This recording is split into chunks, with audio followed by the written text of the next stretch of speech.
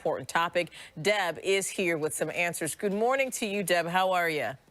Good morning. I'm great. How are you? I'm doing great.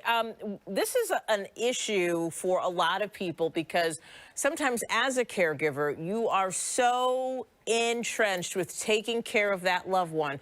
There's rarely any time for oneself, right?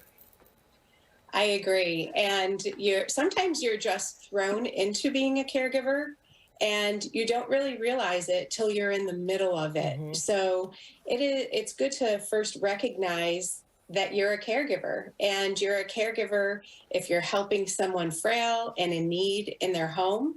It could be for temporary things, like it can be temporarily, or it could be for things that you just help out with through the day, maybe bathing, transportation, arranging appointments for someone. But sometimes people are just thrown into this and they don't have experience in it and don't know what to expect or how to handle it. Yeah. One of the things you say is offer help to caregivers. So someone from the outside looking in, what should they be looking at to say, to point out to a person, hey, I think you need to slow down here, and here's how. Right. And like I said, sometimes people don't realize that it is quite a stressor. And so maybe they haven't had experience as a family caregiver before.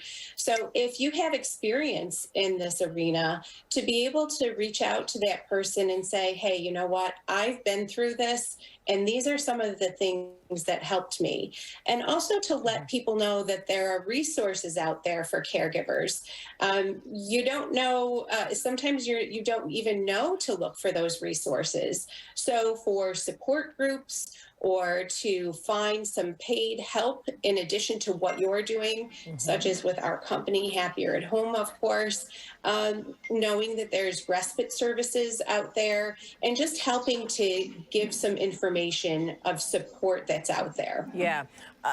A lot of times it might take someone else from the outside looking in to step in, because a lot of times people don't ask for help. And like you said, they don't recognize, that they're spreading themselves too thin. So you say speak up, Right. but you also want people to give themselves some grace, give themselves a break. What can they Yeah. do to kind of take the load off a bit?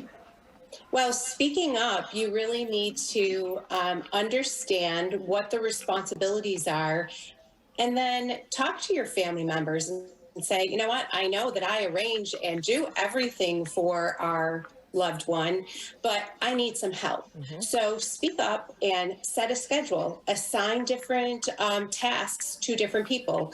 Maybe the finances are handled by one person, arranging caregiver services by another person, arranging doctor's appointments, and making sure that your loved one is compliant with the medications. So all of these different items you could delegate. And once you delegate them, step back. Don't micromanage everyone.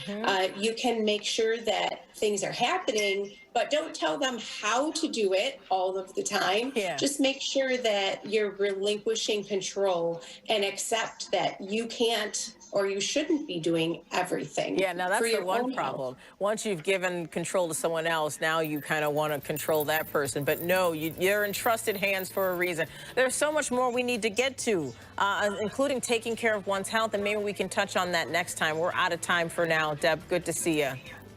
Great to see you.